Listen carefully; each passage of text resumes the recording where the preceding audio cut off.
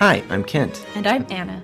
We're married, we make movies, and we believe that anyone in any circumstance can make a feature film. Welcome to the Feature Filmmaker Podcast. If you want a career making movies, you're in the right place. Hit subscribe to never miss an episode. Let's jump right in. Hello, welcome to the podcast. Today we are going to do another Success Patterns episode. Although this one's going to be unique, we want to talk about exceptions to the rule. I just want to say sorry that we haven't recorded a podcast for 2 weeks because I lost my voice and couldn't talk. And then we've been very busy with shoots, which has been fun. This is a shoot that we might actually send out to those of you who are on our email list, the final product.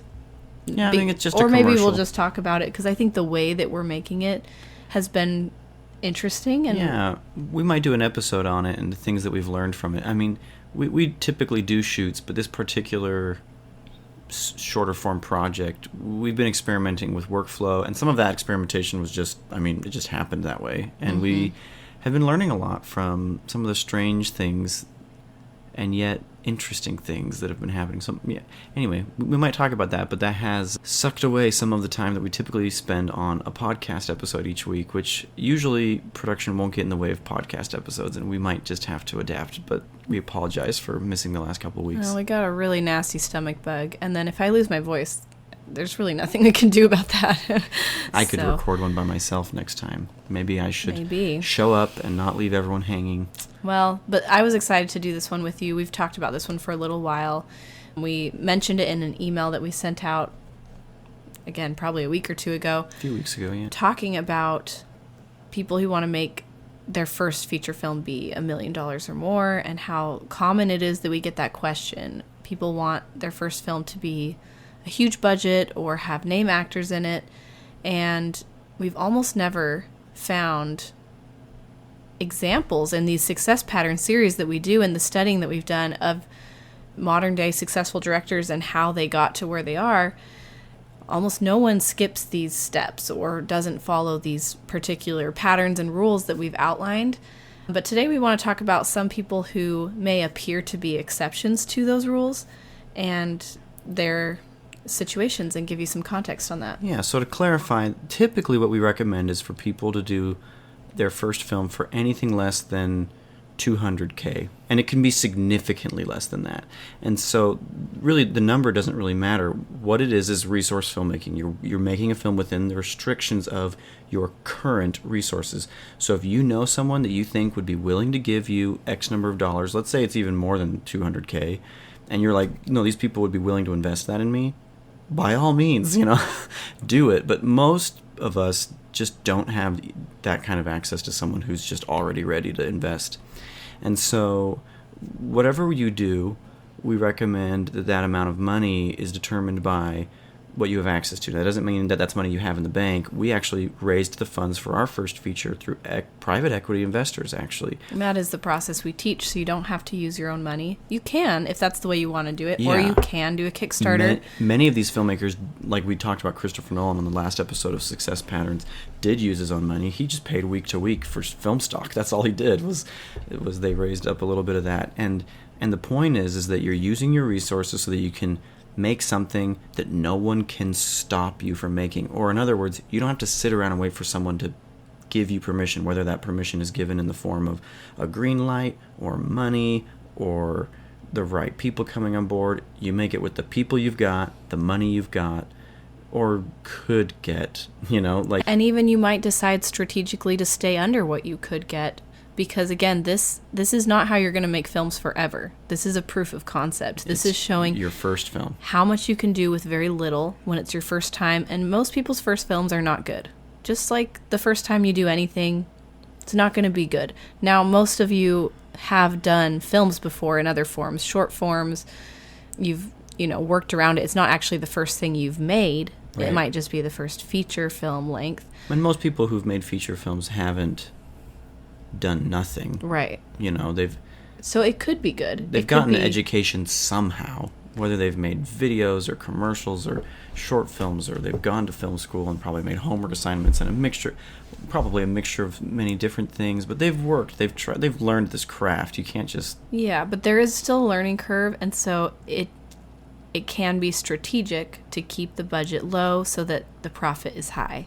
And we won't go into too much detail about that today, but that is kind of the model we teach. Yeah, on the podcast and in other resources through the website. And again, that's just to launch, to get you started. From there, you can scale and make bigger stuff. Yeah, and it will, and that's just the first step. It's just, and we've seen it so many times. All your favorite filmmakers practically have done it, but yet some people say, yeah, but what about so-and-so? Mm-hmm. So we're going to say, okay, well, let's talk about so-and-so. And we want to do this to just show that although there are exceptions, there's a lot more than meets the eye to those exceptions.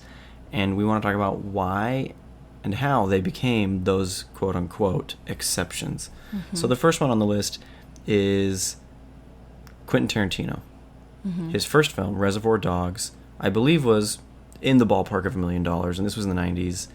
His first feature, well, that seems like a clear exception, right? It was his first feature. He was kind of a nobody. He was not an industry insider. So, Anna, what happened with Tarantino? So someone actually reached out about this in response to our email we sent out. We said, prove us wrong if there's any exceptions. And we had him on our list, and someone mentioned him, which I'm grateful for. So we'll touch on Quentin Tarantino. The interesting thing about his story is that he was not planning to make $1 million film. He was in the process of making what I believe was a $30,000 film. Yeah, the number I heard float around was 50, but maybe it was 30. It was around there, 30, 50K for his film, and he was putting it together, and he was getting people, and one of the actors that was going to be in the film shared the script with his acting teacher, and his acting teacher really liked it and shared it with the acting teacher's wife, and the wife shared it with a connection that she had with someone big who came in and said, I want to be part of this, and I'm going to help you finance it. So the plan was never to do that. You can't really plan to be the exception to the rule. Right. He was on the pathway of planning to follow these rules or these patterns that we notice all these directors doing, which was to make a cheap feature with his resources. Yep. But as he went down that path, someone stepped in and made it bigger. And that can happen. So I think it's really significant that you say that he was never planning to be the exception. That's important to realize. He didn't sit around waiting for $1 million to make his film. He was going to make it. And guess what? If that person hadn't come in with that $1 million, Reservoir Dogs would have still been made. Mm-hmm. Hard to know where his career would have gone if he hadn't, who knows? We can speculate all day, but it doesn't matter. What happened. But I'm pretty sure the movie would have been made still. He would have finished the film.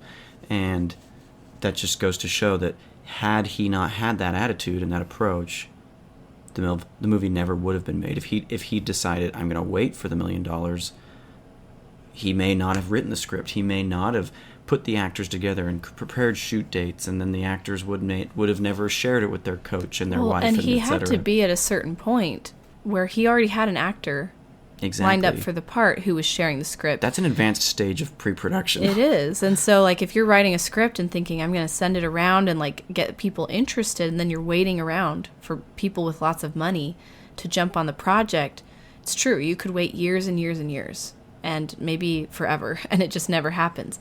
But if you just say, I'm going to go forward, I'm going to make this thing for this amount of money, and still, share the script, share it with name actors, with people who you think might be well connected or have money who might jump in and do that if you have people like that.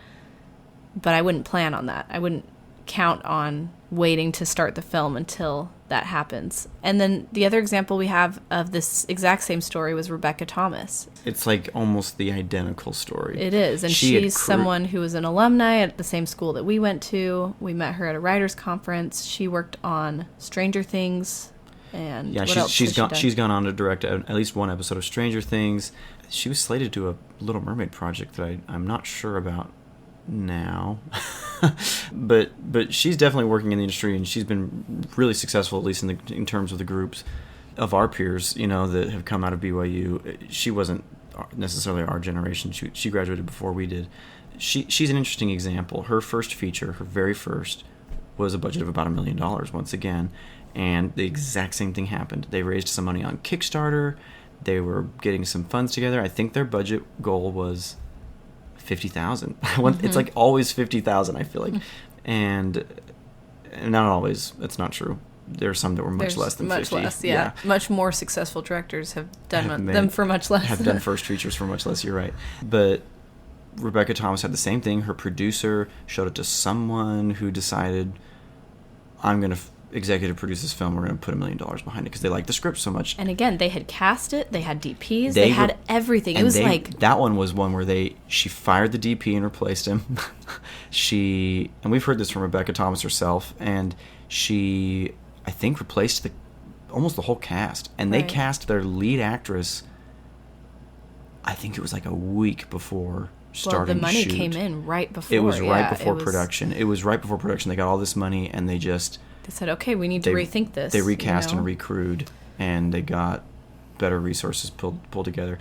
Honestly, that sounds unfeasible. Is that the word? It doesn't sound feasible to me. I don't know how they did it in such short notice, like shifted their whole budget mindset and just sounds made like this mostly film. They were bringing in people, Yeah, they upgraded those people, people, but still the communication speed is just astonishing to me. Yeah. I would maybe wonder if some of those numbers aren't accurate. Maybe I heard wrong, but maybe Rebecca herself could clarify some of that. But I know what she did say was that she was making a cheap, low-budget feature, and then last minute, as they're about ready to do production, someone came in and was an angel donor and gave a ton of money. So similar story. Now, this next example that we're going to give is a personal favorite director of mine.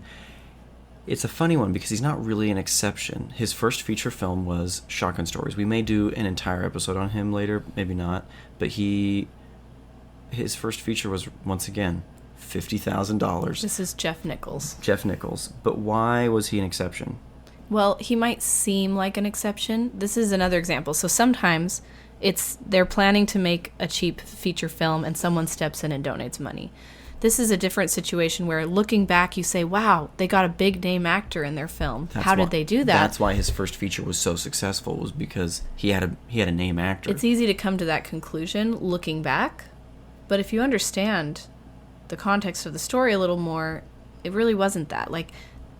Well, you know the story better than I do, I think. So Jeff Nichols, he wrote the script. He wrote several scripts, I think, before he even shot Shotgun Stories.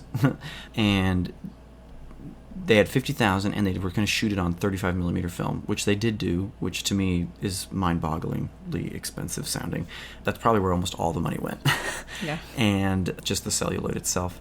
And then he shot it with non-actors, friends and family.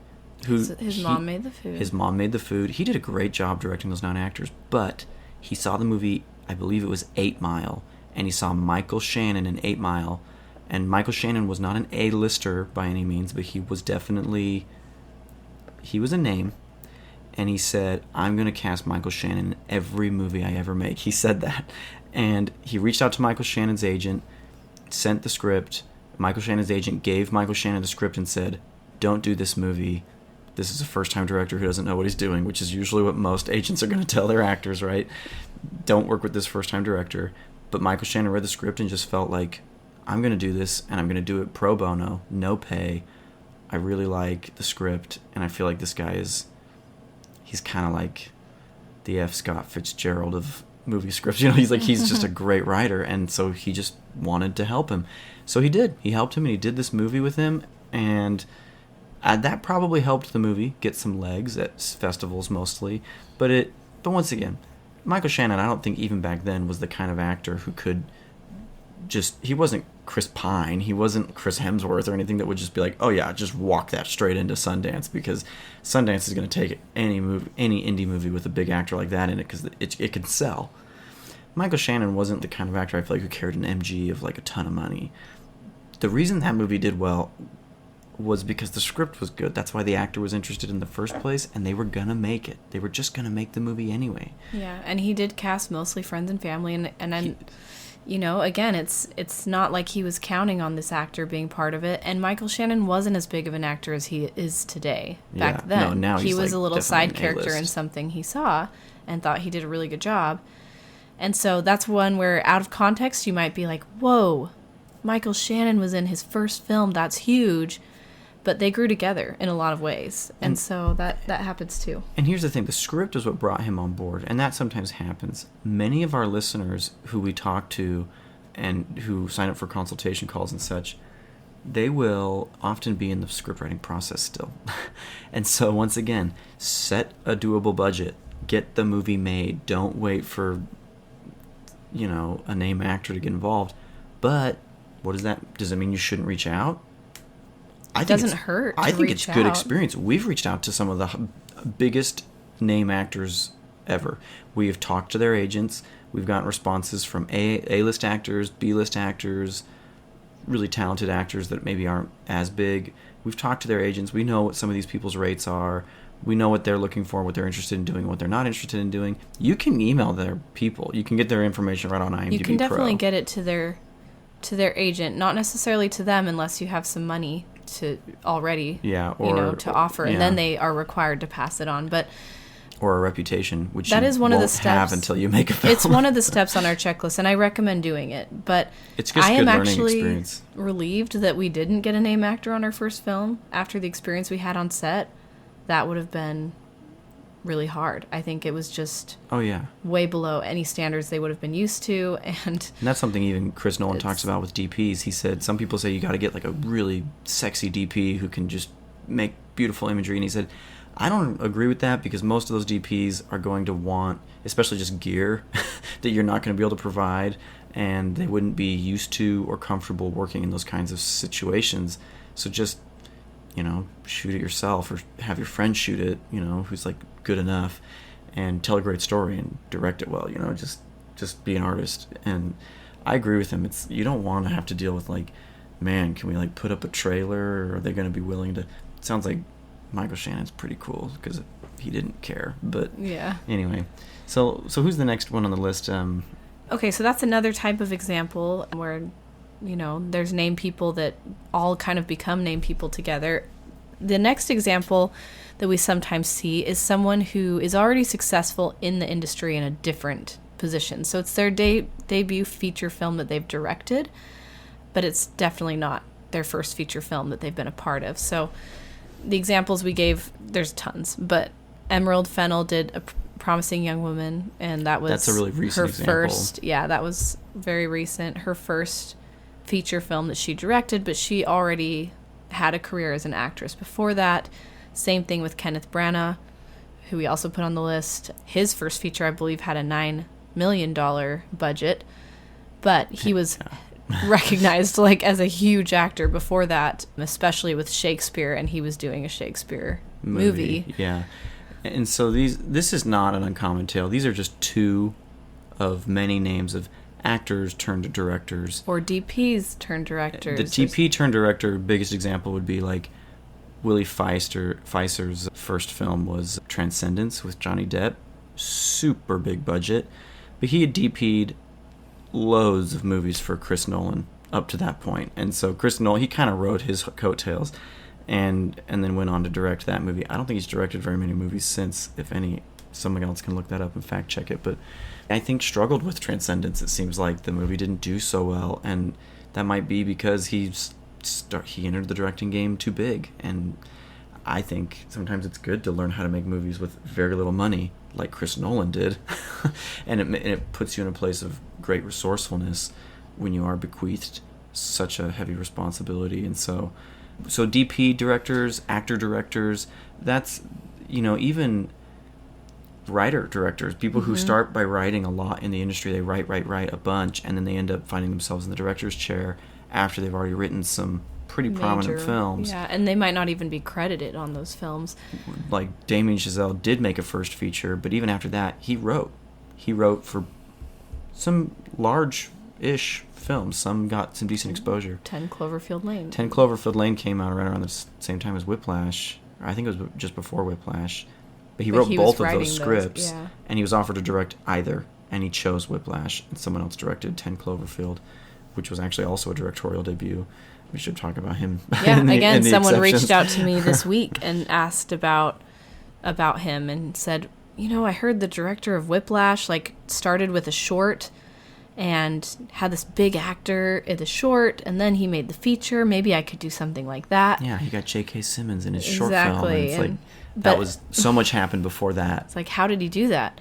I said, well, that wasn't his first film. He made Guy and Madeline on a park bench. Like, that was his first feature film. And then he wrote a bunch of huge scripts for big films from there. And they weren't huge.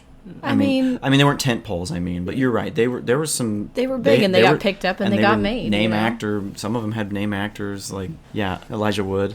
He did a piano thriller with Elijah Wood, which he likes to make thrillers about musicians. Yeah. So sometimes we just don't know the stories, but in this case, this basically, well, he has a lot to do with Tarsem.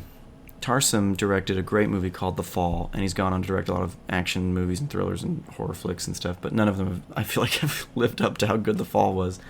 The Fall had a budget of like $30 million. And so where did that money come from? It just came from his pocket, because he was a super, super successful commercial director before that. So the reason I bring him up in relation to like Emerald and Kenneth is because they basically became really successful and kind of made a fortune. Not all of them, but they were really successful in some way. And Tarsem in particular made a lot of money before doing the director thing. Once again, you could do that. There's nothing wrong with that. If you know any really easy ways to go make a fortune, definitely go do that, and then just pay for your first feature film yourself. You're probably not listening to this if you already, right? If you've got that money. Your parents are big in the industry, or you're already big in the industry in a different role, or big in any industry. If you're like a super wealthy retired doctor with like $100 million stashed in your bank account, you could jump in with a big first feature. I have no idea what you're waiting for. If you have like burning desires to start a film career, just like make a $10 million movie, and your retirement will not be in jeopardy. You know. So that's his case. What's interesting here, and what I would encourage you to do, is to research the history of your own favorite directors and just see how they got their start, because there are patterns to this, and dig a little deeper, because sometimes it's hard to find. I'm not sure why people don't want to share more often. Sometimes their first features are very hard to find. You can't find it anywhere. You can't find the budget anywhere.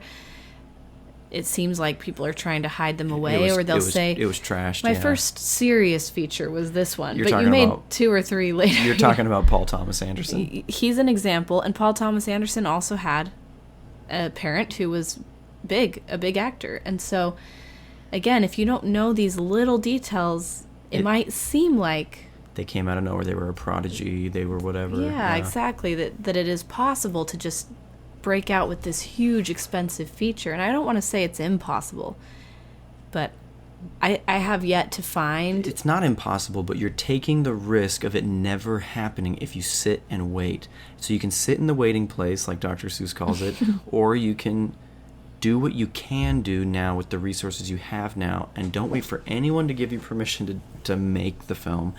And that seems to be the only way to actually... I don't know if it guarantees a successful career, but at least I just don't know of anyone who is a serious artist who isn't like really just making total garbage. They're actually, if you're a thoughtful person and you're working your hardest, you don't have to be a genius. You don't have to be like brilliant. You can have a career making feature films. I'm not guaranteeing fame and fortune, but I feel like if you're making them, there's more demand than there is supply right now. The streamers are super hungry for content, and you can make a feature. So the last example we have on here is sort of a silly example, but it's important to bring up. The example is Steven Spielberg, right? And because Anna just said, look up your favorite directors, a lot of you are going to go to people like the film school brats, right? You're going to go to Spielberg, you're going to go to Lucas, you're going to go to old-time directors, or even anyone pre-1990, really, who got their big break in like the 80s or even especially the 70s and 60s. You might say, well, what was Spielberg's first film? I mean, and his budget for his first film was $450,000. It was Duel. That's pretty high. I mean, when you adjust that for inflation, you might as well be talking millions of dollars, right? So why is this an exception, and why is it not? What's more here than meets the eye? Well, there's definitely that he had a lot of work in the industry before this, where he was working in studios, and there was more of a studio system. Independent film didn't really exist in those days in the same way it does today. And there were barely any people who had graduated from film school. It was kind of this rare thing that was just becoming available, like that you could go to school and study film and graduate with a degree, and you could get a job with a degree from a film school. Not a job directing, but a job in a studio. And you could work your way up.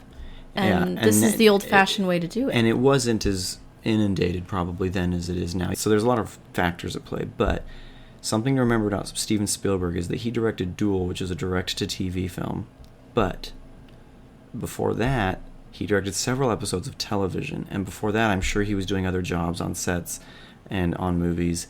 And before that, he got the job at the studio because he'd been making a whole bunch of crummy Super 8 films in high school. Now, many of us have made crummy films in high school, and that doesn't mean that we're going to go anywhere. But it was a lot more rare back then that there were people out there just like making tons of passion work. And so he had something to show for himself. He showed a degree of competency, and that was what helped him get the job and work up in the first place. And so in the end, he did the same thing, which the principle that Ann and I talk about all the time is the people we see that are successful are making stuff and sharing stuff. So in that way, Spielberg is no exception. He was making stuff and he was sharing stuff, and he was sharing stuff very pointedly with the right people. He snuck on the lot and showed his stuff to whoever would watch it. And exception that we didn't put on this list, who is David Sandberg. David Sandberg's first film had, I think, an over $1 million budget. I'm pretty sure it was maybe multiple millions of dollars. I didn't check in preparation for this, but it was Lights Out. And that was just an adaptation of a short film that he'd made that someone wanted to put money behind to make it into a feature. But as big of a super rare exception as that was, that short went super viral. And that was one of many shorts he made and many videos he made. And he was constantly making shorts and sharing them online and entering them into competitions. So if you want to do that, honestly, I think that if you made 100 short films and shared them and really trying to hone your craft, I mean, that is not a bad way to go. Yeah, I mean, some people got big doing shorts that were like, big. They did a lot of practice and did a lot of shorts, or doing music videos or commercial video. Again, that's almost the same thing as like being already recognized in the industry for something that isn't feature films, but it is a version of filmmaking in some way. It's for me, it's the less guaranteed road, because you could do that almost interminably and never make a leap to feature filmmaking unless someone came in and handed it to you. Well, and it's not really much easier to make it big as a commercial director than it is to make it big as a feature film director. And by not really much easier, I'd say as hard, if not harder, because, I mean, how many people out there right now, many of our listeners, are trying to make it big as commercial filmmakers.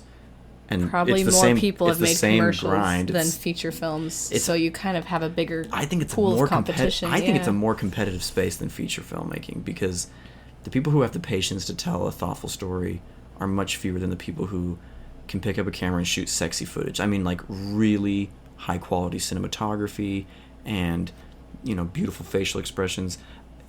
I'm not saying that's easy. I'm just saying that there's a big pool of people trying to make content out there, either getting big as YouTubers or as commercial directors, and it's competitive. So, yeah, by no means do I think that it's kind of a roundabout way to, if you are wanting to make feature films. I know that we did it to a degree. We've just made stuff, made lots of commercials and videos and live events and things to pay our bills, which has been good practice, and I wouldn't trade that. No, and I wouldn't ever recommend not making stuff. If you can make a short and you don't think a feature is feasible for you right now, first of all, I think you're wrong. I think a feature's feasible. I think anyone can do it. Anyone can at least start to prepare to make a feature, and we talk about that that's why we do a free challenge where it's just start working on it 10 minutes a day, and eventually you'll start to build momentum and write script and pre-produce it.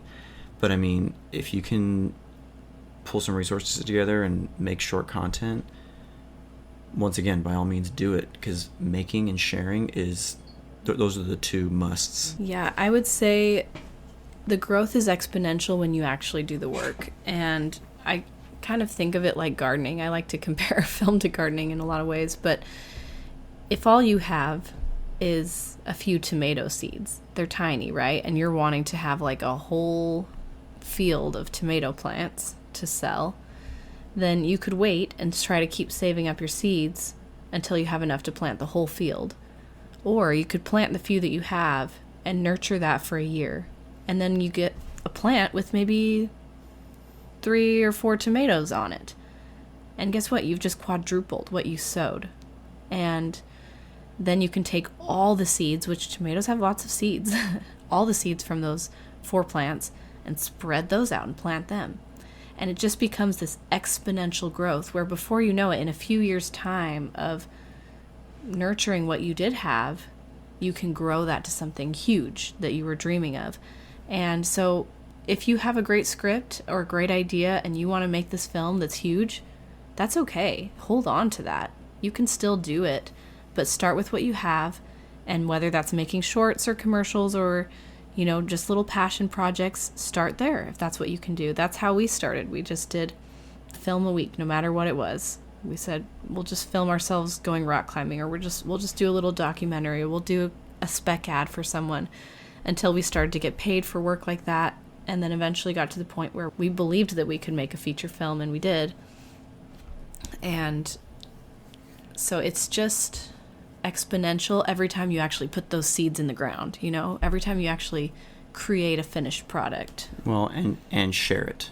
Yeah. You've got to find, it doesn't matter if you post it to YouTube and then share that to social media and then share it with your network, you know, of friends, of actors and other directors and producer friends and DP friends. And like, you know, if you've got gear listed for rent on ShareGrid, share it with those people that have rented from you. You know, just share it with everybody you know. And every time you meet someone, just be like, check out this thing I made, you know. And it's not because you're trying to show off. You might even be looking for feedback. But that sharing, David Sandberg it's just a great example of this. He said, every short I make, I share it. And often, half the time, if not more, he's like, I just feel like it's total garbage. I hate it. I think it's a failure. And it's not good at all. But he'll still enter it into some competition or post it on YouTube. And I mean, he's making huge Hollywood tentpoles now. I mean, Shazam, he's working on Shazam 2 now.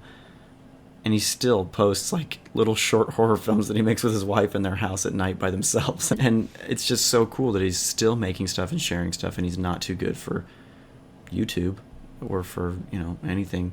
And it just shows that, especially this generation, that's just the only way to success, is you have to make stuff and share stuff.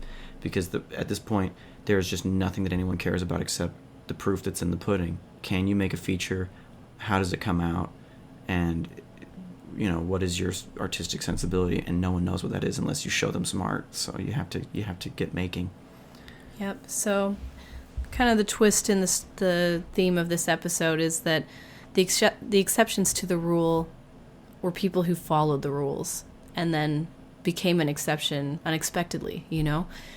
But in many ways, they did follow the rules. And they're not really rules, but they are patterns that are repeated over and over again in successful directors, and that's what this series is all about. So we hope that's helpful.